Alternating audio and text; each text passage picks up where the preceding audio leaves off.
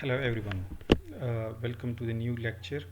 In this video we are going to discuss the calculation of risk and expected rate of return of a portfolio.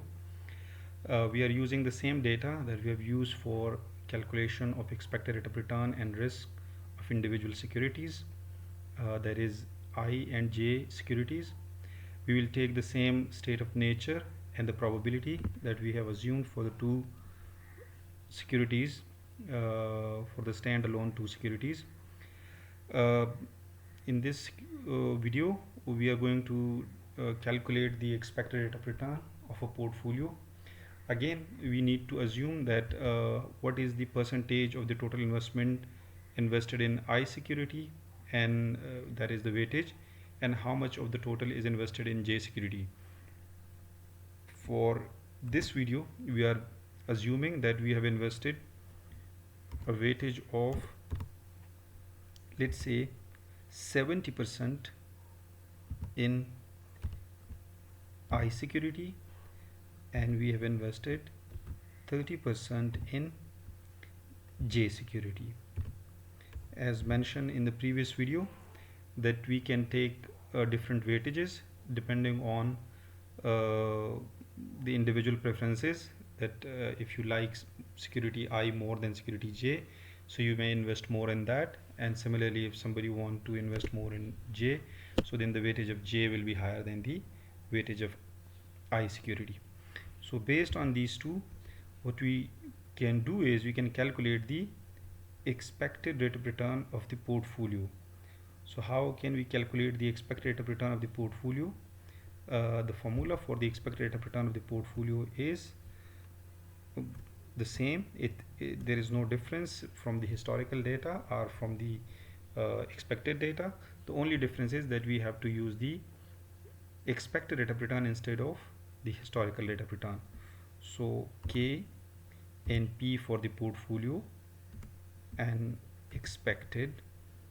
So the expected return of the portfolio is equal to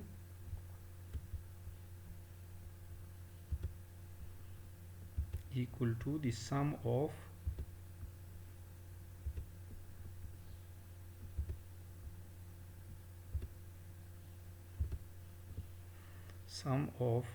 WI KI expected. So we can take the weighted average of the individual securities expected rate of return. So how we can do it?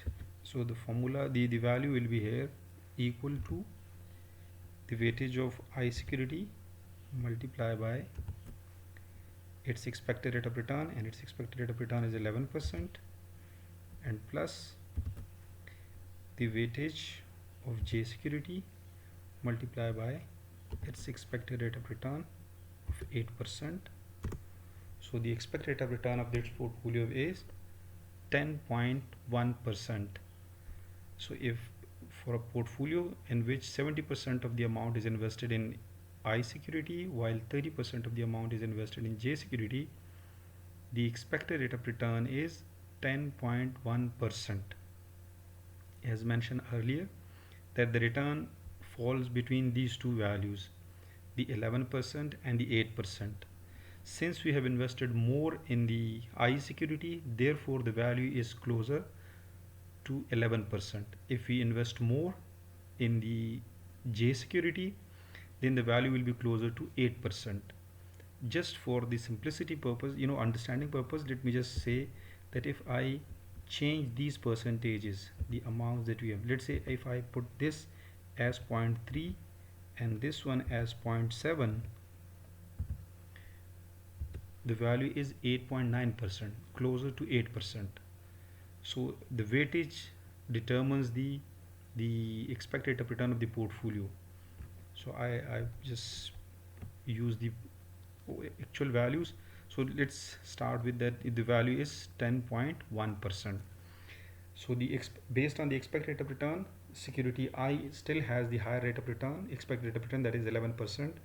Portfolio has the second highest, while security J has 8% in third position. But then we have to calculate the risk of the portfolio. So how can we calculate the variance of the portfolio? So variance of the portfolio, we can I can copy the value from here and then I'll say it is the portfolio.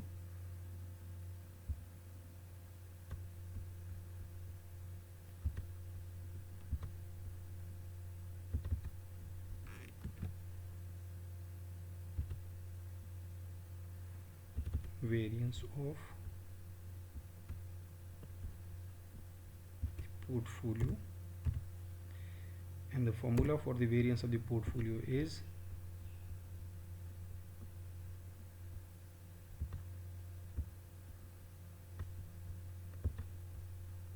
it's the same as we have done for the historical data, that is equal to WI square. Here we are taking the security as I and J. In the historical data we have used the uh, name as A and B. So WI square into sigma I square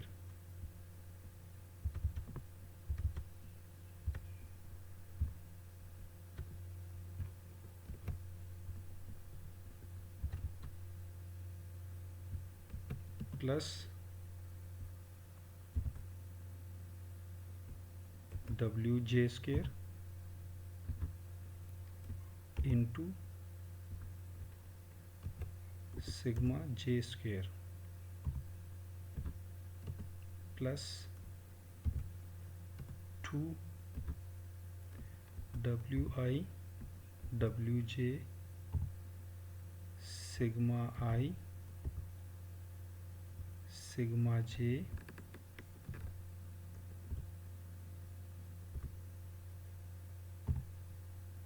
and RIJ. There is the correlation between security I and security J. So the in simple mathematics, if there is no sign, it means it's multiply. So these are all multiplied values. I just put it this way. So we have to take a product of all these values.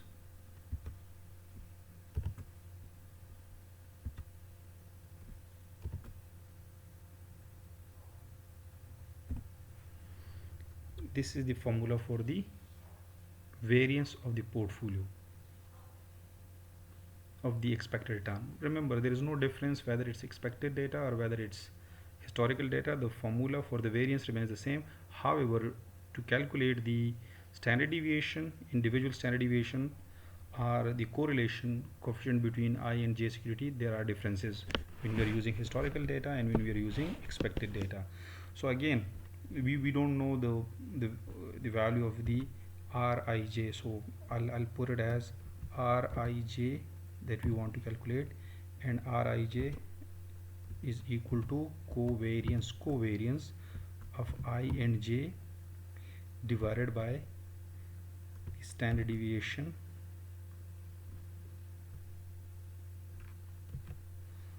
of I into standard deviation of J.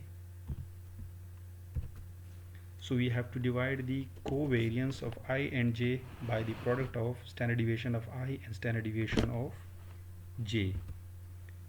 Now again we need to calculate the covariance of I and J, and the covariance of I and J is equal to covariance of I and J is equal to the sum of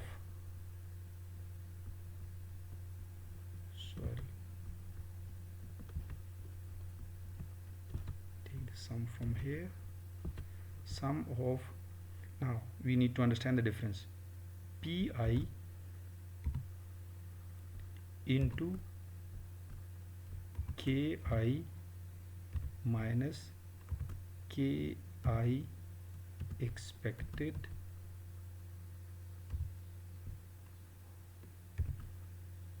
into Kj minus Kj expected. There is no division by n because we are talking about the expected data, and probability is used for it. So we will multiply it with the probability, and it is the data is only expected for given year. That is, let's say we in the previous video we have assumed that we are assuming the data for 2020. So we need to do first calculate this one step. The new step that we need to undertake is that we already know the differences, so we need to take a product of it, and then obviously in the next step, so I just want to complete this one first and then we'll do the calculations.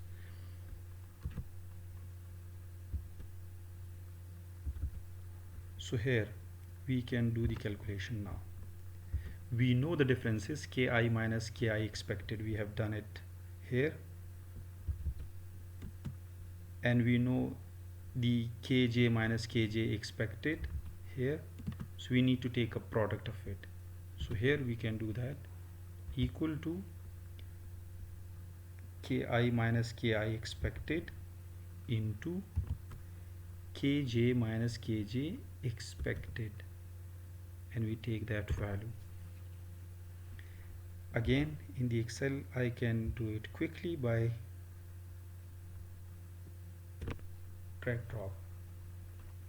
So it's 7 into minus 5 minus 35, it's 0 into 2, so answer is 0, minus 6 into 7 minus 42, and the last one is minus 16 into 0, so the answer is 0. In the next step what we need to do is we need to multiply it with the probability. So we need to multiply these values, so it will be equal to this value multiply by its probability. That's it, enter, and then we can drag drop these values. We'll get the answer. This is how I'll get the pi into ki minus ki expected into kj minus kj expected. Once you'll get the sum of these values, we will get the covariance. So there is no need of division by n. This will be covariance of I and j security will be equal to what? The sum of all these values. So it means the covariance between I and j security is minus 32.2, minus 32.2, and then we can calculate the correlation coefficient between these two securities, that is Rij, and that is equal to what? From here we know that it is equal to the covariance divided by the standard deviation of I into the standard deviation of j. So it is equal to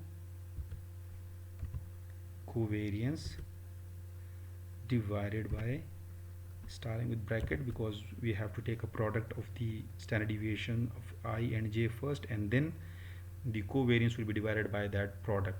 So bracket start standard deviation of I, that is 7.89, into the standard deviation of j, which is 5.55, bracket close, enter, and the correlation coefficient is minus 0.74, minus 0.74.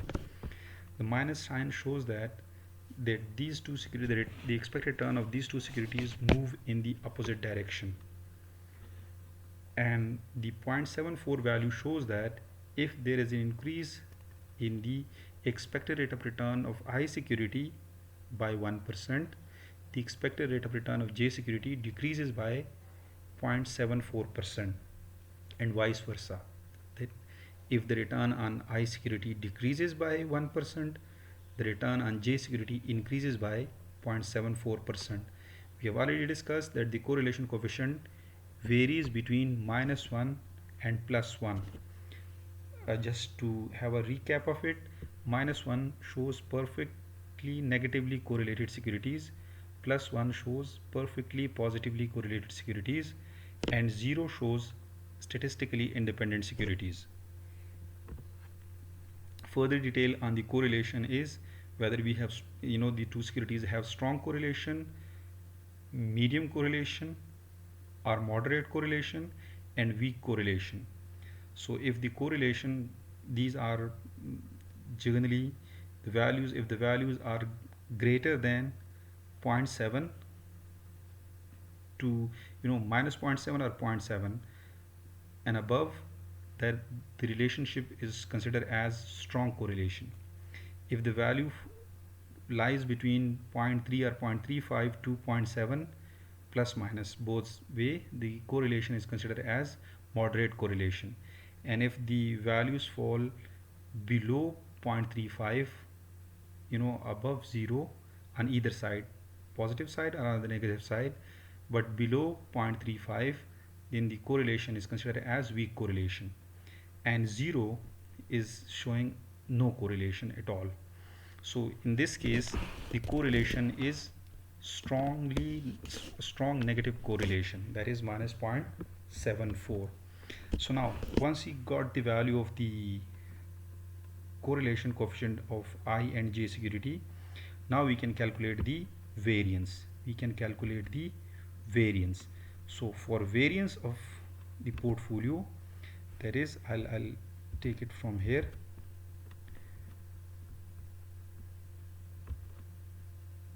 The variance of the portfolio, so I can calculate the variance of the portfolio here, and now I have to put the values equal to Wi square, and so simple, we need to do the I square multiplying it twice, so 0.7 into 0.7 into, we have to take the square value of the standard deviation of I security, which is 7.89, so we will multiply it twice,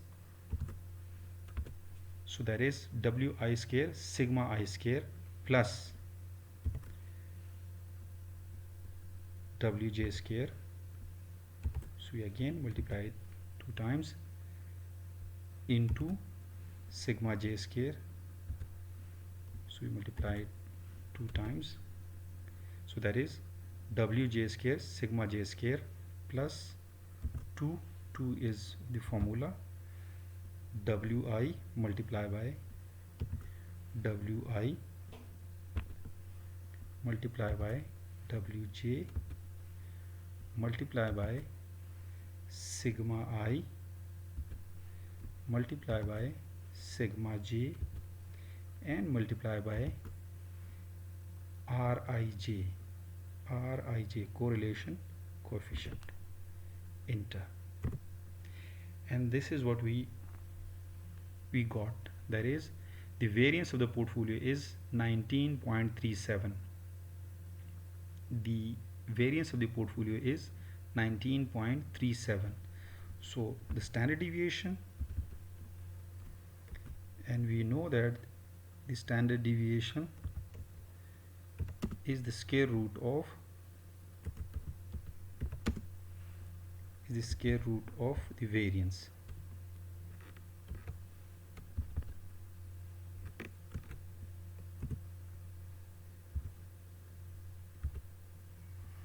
So equal to square root is q, and once you write the few words, that is square root, on calculator you have to take the square root of 19.73, simple, but in the Excel we can write equal to SQR.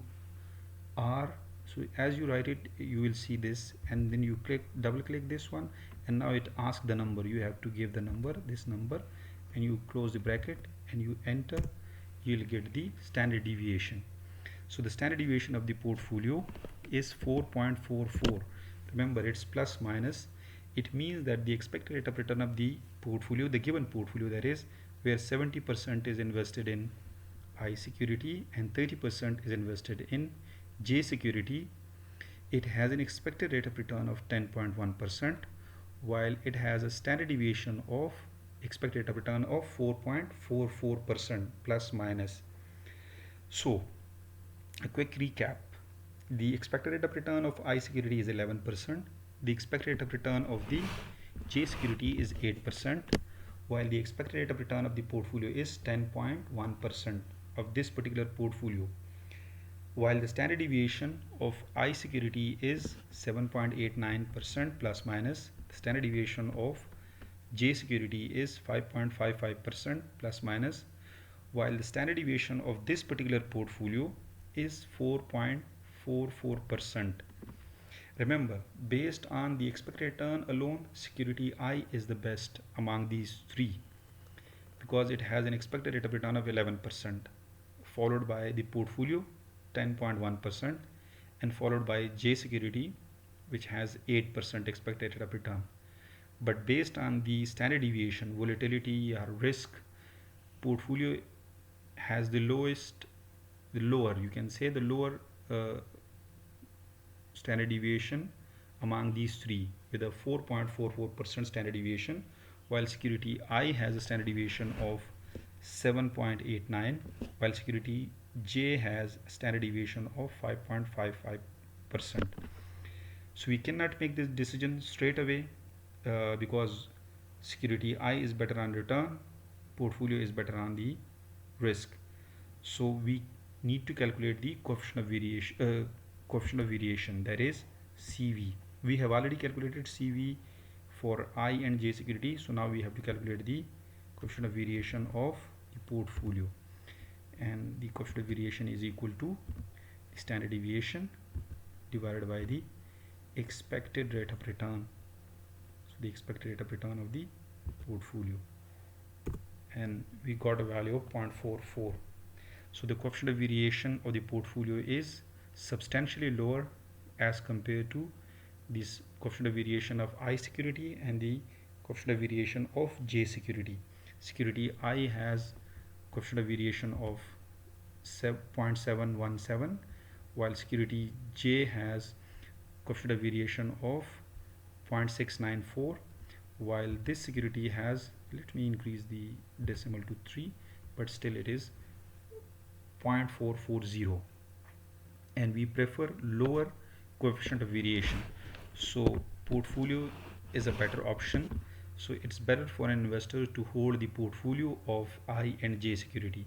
Remember that once you'll change the weightage of these two securities, the amount of the amount of capital invested in I security and J security, these values will change.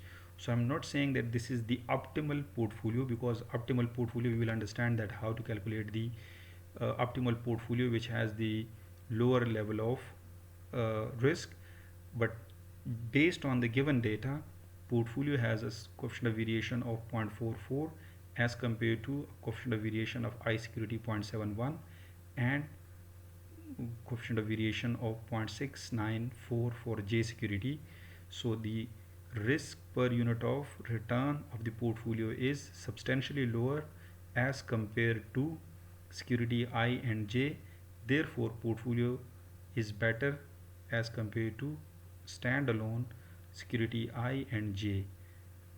This is all for the risk, the standard deviation and expected rate of return of a portfolio, 2 asset portfolio. Remember that for 3 asset portfolio, 4 asset portfolio, the formula has little variation, and this is not in the scope of this video. We will discuss it once we'll move to the larger number of securities in a portfolio. This is purely for a 2 asset portfolio. Thank you so much.